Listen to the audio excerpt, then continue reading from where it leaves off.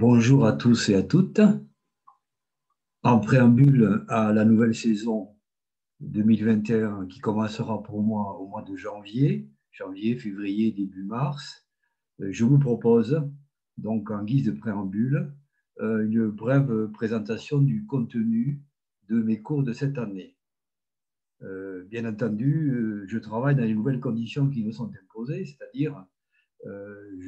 j'inaugure aujourd'hui avec cet enregistrement mon galop d'essai avec la plateforme Zoom. Et donc, vous voudrez bien excuser par avance les quelques imperfections qui apparaîtront sans doute au cours de l'enregistrement. J'espère pouvoir améliorer dans les séances suivantes. Donc, concrètement, je vais garder le même rythme qui était prévu dans le planning général de l'UTL, c'est-à-dire une séance hebdomadaire qui a lieu, vous le savez, le mercredi après-midi, qui était initialement de 1h30. Donc, je vais vous proposer chaque semaine une ou deux vidéos, selon le thème que j'aurai choisi, et qui donc sera mise en ligne le mercredi, le jeudi, pour que ceux qui ont pris l'habitude de me voir le mercredi puissent continuer ce petit rituel qui nous a occupés les années précédentes. Quant aux autres, ou même, ils pourront revoir et à loisir l'enregistrement aux heures et aux jours qui leur conviendront le mieux. Voilà. Ceci dit, sur le contenu global, il est probable que par rapport à ce que j'avais prévu de vous traiter cette année, ça sera peut-être un peu plus court parce qu'il me semble qu'il est difficile de proposer des enregistrements qui durent aussi longtemps, c'est-à-dire 1h20 ou 1h30. Ça me paraît un peu difficile et donc je crois que je suis amené de fait à remodeler mes cours et à vous proposer donc des tranches en quelque sorte qui seront plus courtes et qui donc au total feront une durée moindre sans doute que ce que les 8 séances prévues à l'origine m'auraient permis de développer. Néanmoins, je pense que je vous donnerai quand même un contenu assez large sur les thèmes que j'ai choisis cette année. Alors, précisément, quel sera le contenu de cette session nouvelle? Disons que pour moi, elle se situe dans le prolongement de ce que nous avons vu l'année dernière, qu'on pourrait considérer comme le premier volet de ce panorama du XXe siècle, avec, disons, le sujet que j'ai traité l'année dernière, c'était donc les pères fondateurs de la modernité du XXe siècle en dehors de la France, c'est-à-dire essentiellement des pays européens plus les États-Unis. Et je vous reproduis ici le contenu précis de ce que nous avons vu l'année dernière, en commençant par les deux grands foyers de l'Art nouveau et de la sécession du début du siècle, Bruxelles et Vienne, avec Victor Horta et Otto Wagner. Puis nous avons abordé les rivages de la modernité, de la grande modernité naissante dans les années 1910, 1920, 1930, avec le mouvement de Steyl aux Pays-Bas, et surtout, je me suis longuement attardé sur l'histoire du Bauhaus en Allemagne, autour des figures éminentes de Walter Gropius, son fondateur et directeur dans les premières années, puis de Mies van der Rohe, qui a été à la fois, vous le savez, le dernier directeur du Bauhaus et en même temps un des grands créateurs de l'architecture moderne en Allemagne et aux États-Unis. Justement, aux États-Unis, nous avons étudié aussi assez longuement l'œuvre considérable de Frank Lloyd Wright et nous avons terminé l'année par un itinéraire scandinave puisque nous avons étudié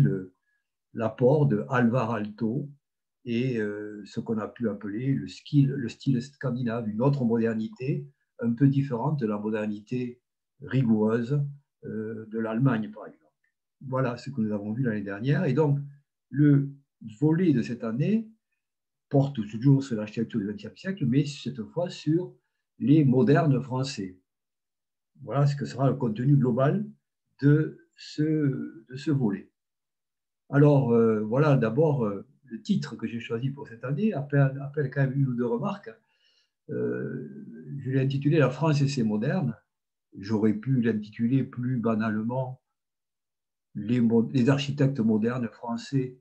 au cours du XXe siècle ou au cours du premier XXe siècle, du début du XXe jusqu'aux années 50, mettons. J'ai choisi ce titre parce qu'il me paraît plus intéressant dans la mesure où il pose une problématique d'emblée, c'est-à-dire que non seulement je vais étudier des architectes en tant que personnalité éminente ayant contribué à l'émergence de l'architecture moderne en France, mais en même temps, je vais étudier les relations souvent complexes, pour le moins, entre la France et précisément ces modernes, c'est-à-dire des relations parfois hostiles, carrément,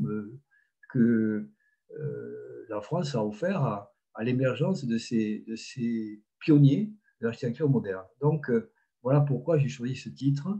qui va nous amener donc à parler d'un certain nombre de personnalités importantes, à commencer par celle de Auguste Perret, qu'on peut considérer un peu comme le père fondateur, en quelque sorte, et reconnu comme tel, de la modernité architecturale en France dès les premières années du XXe siècle. Et donc, c'est lui qui va en quelque sorte donner ses lettres de noblesse au béton armé dont il va faire un matériau privilégié qui va fonder à la fois son système constructif et son esthétique. Après Auguste Perret, nous aborderons un domaine qui est parfois un peu délaissé dans les histoires de l'architecture et qui pourtant est extrêmement riche. C'est l'apparition d'un nouveau type d'architectes, les architectes urbanistes, c'est-à-dire qui se posent les problèmes de l'aménagement des grandes villes qui naissent à ce moment-là, des grandes métropoles, et de la question de la modernisation de ces métropoles pour faire face aux défis urbains nouveaux posés par à la fois l'industrialisation, la mécanisation des transports et la croissance démographique elle-même, et la croissance des banlieues, notamment autour des noyaux urbains anciens. C'est à ce titre que nous aborderons, donc, je vous parlerai de deux personnalités intéressantes. L'une, c'est Léon Jossely, qui pourra être en quelque sorte le régional de l'étape, puisque c'est un Toulousain et qu'il a beaucoup travaillé à la fois dans le Grand Sud-Ouest en particulier, et il nous a laissé quelques œuvres remarquables, y compris dans notre département, puisque, par exemple, le musée Salis de Bagnères est son œuvre. Donc, nous verrons Léon Jossely, puis ensuite cet architecte urbaniste considérable qui a beaucoup œuvré à la réflexion sur la ville moderne et ce qu'elle peut être, qui est donc l'architecte lyonnais Tony Garnier,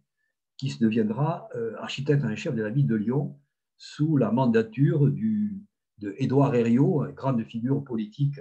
de la Troisième République, qui lui ouvrira les portes de la notoriété. Ensuite, nous aborderons deux grands architectes qui ont beaucoup travaillé dans les années 20 et 30, Henri Sauvage et Robert Mallet-Steven, célèbre pour ses villas notamment, dont la villa,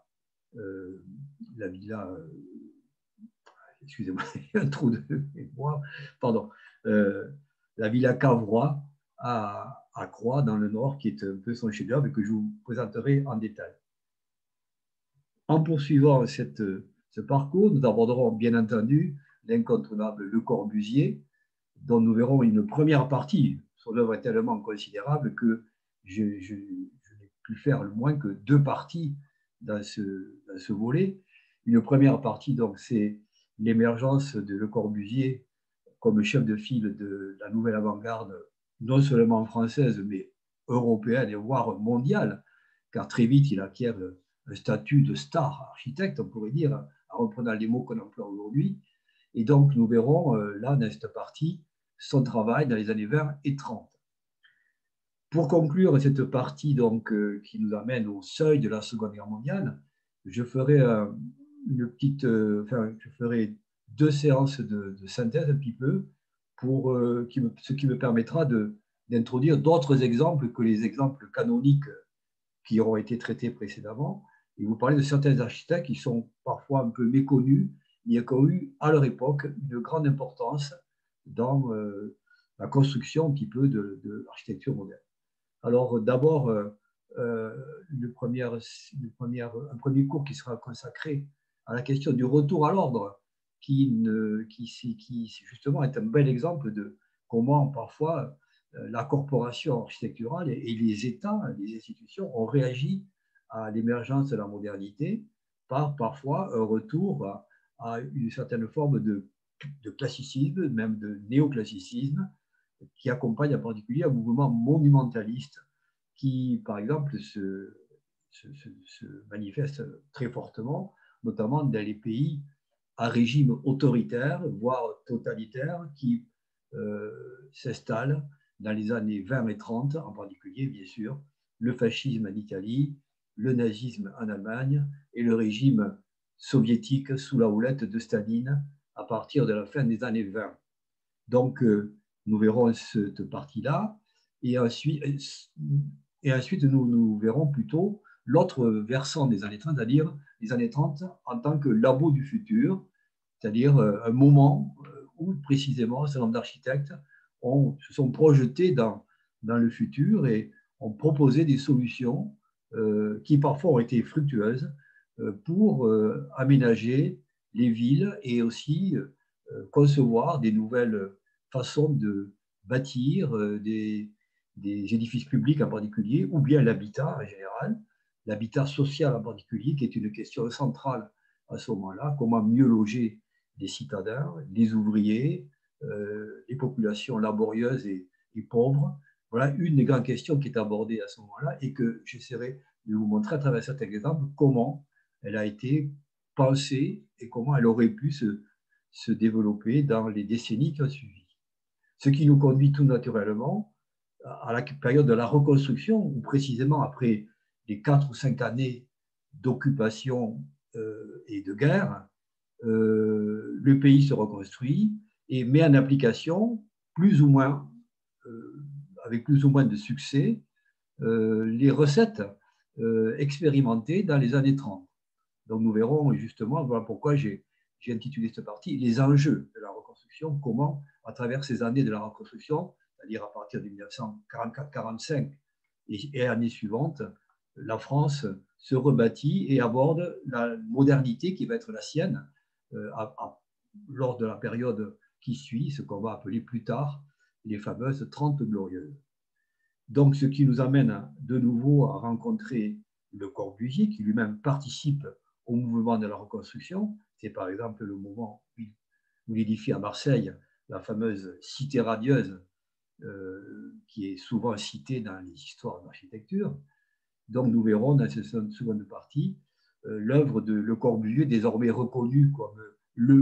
l'architecte par excellence, même s'il rencontre toujours une certaine hostilité de la part de une certaine partie de l'opinion en général et du milieu de l'architecture en particulier. Néanmoins, il a une stature qui le met au même rang que les grands créateurs du XXe siècle, comme on pourrait dire que Le Corbusier est un peu à l'architecture ce que Picasso est à la peinture, en quelque sorte. Voilà. Donc là, si j'arrive à ce moment-là, à la fin de mes 8 séances prévues, je crois que j'aurai déjà bien rempli mon programme. Si toutefois il me reste encore un peu de temps, je pourrais éventuellement prolonger en vous parlant de 2 créateurs tout à fait intéressants, 2 architectes créateurs tout à fait intéressants, Jean Prouvé et Charlotte Perriand. Donc voilà, j'hésite encore, je n'ai pas encore décidé. Je verrai concrètement comment se fait le déroulement des autres sessions. Voilà en gros ce que je vous propose pour l'année qui vient, à partir donc de la première semaine de janvier. Et donc, je vous donne maintenant rendez-vous à ce moment-là, c'est-à-dire à peu près dans un mois environ, et en espérant vous retrouver nombreux et nombreuses autour de vos écrans. C'est un moindre mal, mais évidemment, ça ne remplace pas le contact direct qu'on peut avoir dans une salle lorsqu'on se voit en chair et en os, et j'espère que l'on pourra assez prochainement nous retrouver dans des séances en amphi. En attendant ce moment-là, ben, écoutez, rendez-vous à début janvier pour la première séance qui sera donc consacrée, je vous le rappelle, à Auguste Perret. Au revoir et à bientôt.